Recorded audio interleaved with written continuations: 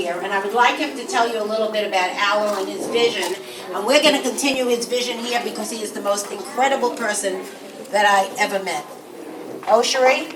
Oshiri is not only, he has gone to Sierra Leone, he has worked, he does things with books with children. I want you to explain to them a little bit, and he's a part now of Lynn's Kids. He's an illustrator of the book that Vinud and I wrote together. And here is Oshiri. Thank you. Hi, thank you for having me here today. Yeah, well, I got to Sierra. I'll talk a little bit about what I've done. Sure. Right. Yeah, I've been going to Sierra Leone since 2008. This is the first summer since 2008 that I'm not there actually. I'm missing my, just like Lynn spoke about her international family. I'm missing my family there very much. And I was signed for about the past 3 years, and I visited Lynn's Kids Foundation camp there.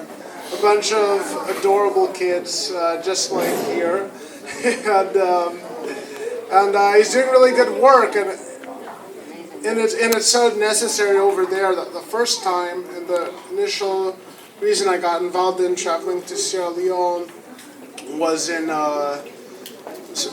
was for an educational charity that has collaborated a bit with Lynn's Kids now, and I went to about 25 schools in Sierra Leone and Freetown and in the provinces, and you go into some of these schools and you see they have like 10 books for like 200 kids.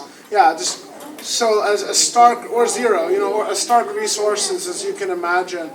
And we were able to collaborate a bit with Al-Hussein to help distribute some books to kids. And he was so excited. He was so excited to get the books. Yeah, it's been fantastic. And there's one project I might mention now we've been working on, and hopefully LKF will benefit from that too once we organize shipping. But in LA, just kind of to, because this really expanded my mind. My mom is actually the second grade teacher in Los Angeles Unified School District. We're hooking up with her this month. Yeah, and what happened was in the past year they found out that she found out that the district was going through a rotation in their literacy curriculum from kindergarten through 6th grade reading materials. Usually what would happen is they'd take all these books, all of them in great condition, some of them even still shrink wrapped. They'd take them over to get pulped to the dump, even though they're brand new. So we got involved, we got the warehouse of the district to store them, and we just recently got someone to collect and sort. So hopefully a lot of them will be going over to Sierra Leone is our goal. Great. And it's about 500,000 books. Wow. Actually. So it's 7 million books. Sierra Leone has a population of about 6 or 7 million. So it's really significant. So I don't know. We might collaborate with expanding that too. Right. New York is also a huge school district. Right, and New York is very much in need. This school is very much in need. Other schools are very much in need. Yeah. It's not only about, and I have to say that, when I first started Lynn's Kids, it was Lynn's Kids Sierra Leone. I'm more concerned right now, and forgive me, about Lynn's Kids New York and about schools like this that the mayor is trying to take away. So Vinud and I wrote a grant, and really Vinud was fabulous at that grant. And whatever, we're going to be putting money into everything, but believe me, this school will never be forgotten by me, and I will, if I have to do it personally, this school will stay, and I don't care how we fight. Because it's worth it.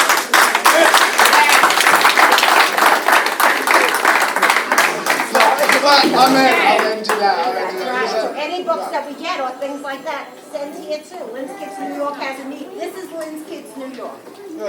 And then just to close it, there's something in the power of will to do that, and I appreciate being able to come over here and see what's in the works and being started. So thank you, and thank you. Can you raise your hand if you performed? You're one of the children that performed today. Any children that sang the song? Let's clap for That was them. fantastic. Good job. Okay, we have some very important people, and I'm going to start out with introducing We have ambassadors from New York. We even have an ambassador from Young Minds. To me, we have my cultural international ambassador. I consider her my daughter because I love her.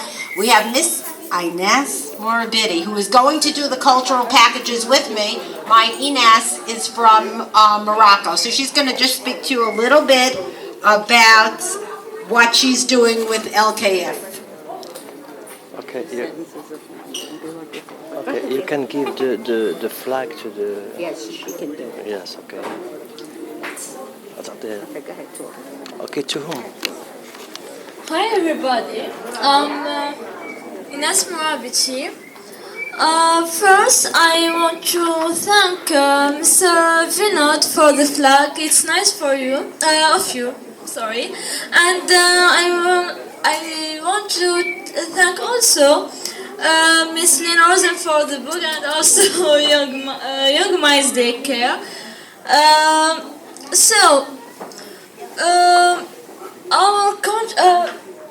You are really lucky because you have these foundations like Young Minds, like Lynn's Kids Foundation. In my country, we haven't that, so really you are lucky.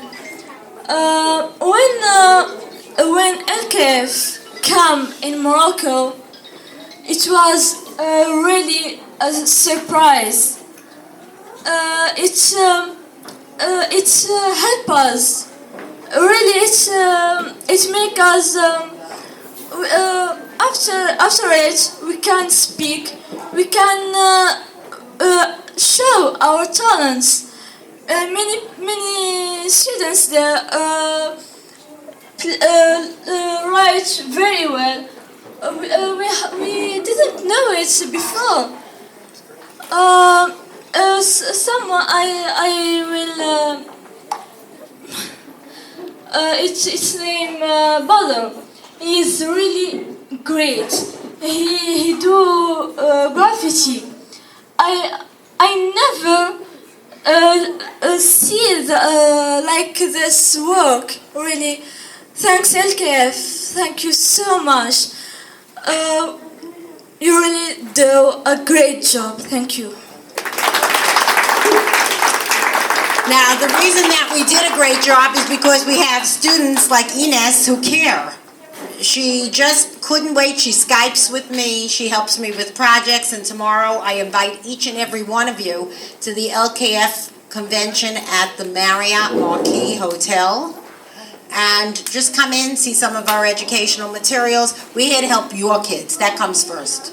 Then I worry about everybody else. We're here to help New York too. And that's important to me. Okay, I'm going to introduce you to a very beautiful young lady. And that's our Kristen from Young Minds. Come over here, Kristen. Let's go, Kristen. Woohoo! Kristen is our cultural ambassador from Young Minds. Just say a few words. My name is Kristen Williams. I'm 12 years old. I'm currently going to Bethel SDA School located on Grand Avenue. I am going to the 7th grade in this September. In December 2002, my parents took me to my second home, Young Minds Daycare Center. Looking back, I remember that I used to be the first one here and the last one to leave. However, my fondest moments at this daycare is in the OST summer program. I love it so much because we go to trips every Tuesday and Thursdays. We go to Ride Playland, we go to Hershey Park, Coney Island. We even go to many museums. So many museums. And that's just to name a few trips that we went on. And I'm just so happy to be nurtured at Young Minds for 10 years. And I've grown into a beautiful, strong, an articulate, creative, and I'm just so happy to be here.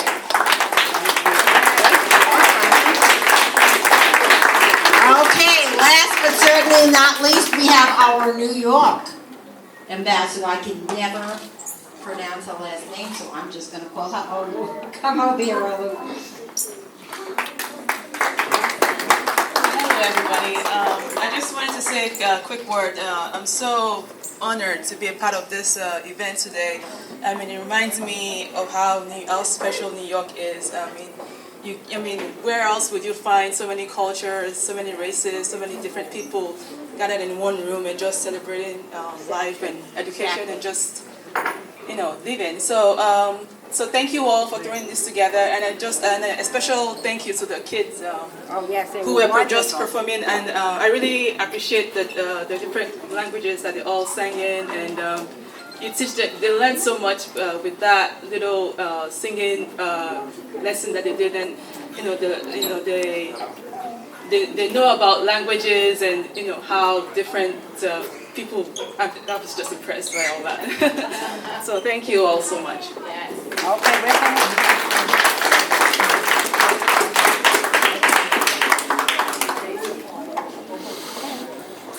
Okay, are you enjoying the children and the program? Okay, I know we introduced our elected officials earlier in the program, but right now I'd like to introduce our elected official, our person, and if she was here before, you heard what I said. And the name is a household name to you, and I don't know why she doesn't want to go to Washington. But I'd like to introduce to you our one and only person who cares about children, who fight for this center, who fight for the seniors, none other than our own Letitia James, our city council person. And Vinod, you have to meet her. You were talking how hard it is to fight. She is a fighter. Let's go. Thank you, Miss Macy. Thank you, Miss Macy. I love Miss Macy, and I love Fort Young Minds and Fort Greene, and I love my seniors, and I love all of you. So the gentleman talked about democracy and how in order for us to live and be effective in a democracy, we should not believe that power should come from the top down, but power really should come from the bottom up. And I say all of that because, this center here, this program, this center was under attack. It was slated to be closed. It was slated to be closed. Mayor Bloomberg wanted to close this place down and who knows, build more luxury condos, right? But it was because all of you I heard from, and I went to the mayor and said, you cannot close it. We had rallies, the children came out, the seniors came out, and thank God we are going to be open for one more year. Now I say yes. I say one more year because we negotiate the budget annually. We negotiate it annually, so it's 1 year. And so we're going to have to do this maybe again next year. Every year we're going to have to fight to keep this place open because you know what's happening in the neighborhood, right? And so this is a very, very, very, very valuable piece of property. And so although I believe in education and I recognize education is the key to all success for our children, education is the key to overcome all isms, racism, sexism, all kind of isms. It's really education. Education holds the door. But we've got to, again, be engaged. You've got to make sure you read the newspapers. I apologize if I send you all my mail with my face on it. Don't throw it away. Because sometimes I say, I need you to come to this. I need you to come to that. I need your voices. When I need for you to come out, I love to see you, yes, but I only call you when I need you. And they respond when they see power. And power is defined by numbers. So if they threaten Fort Greene, Young Minds, or my senior center again, and I call Miss Macy, and I say, Miss Macy, I need my parents, I need my children, and if she says, Councilmember James wants you to come to a press conference, I need for you to come. And I need for you to come big time. And we also know that this November, we've got to go out and vote for President Barack Obama. Yes, yes. We cannot take this lightly. There's a possibility he could lose.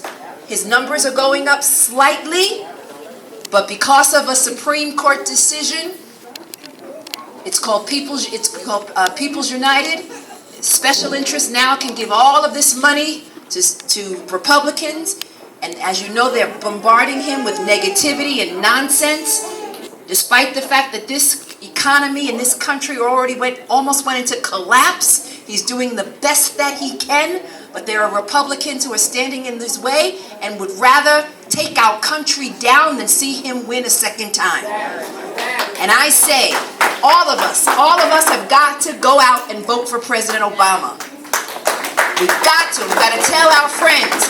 And if you have friends in southern states like Virginia and North Carolina and South Carolina and Texas and Florida, they all got to come out. And then next year, the entire city changes. Mayor is gone. Praise the Lord.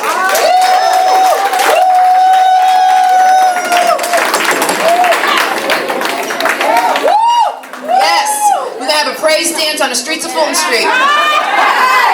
We're gonna close down Fulton Street and say hallelujah. Richie Rich is gone.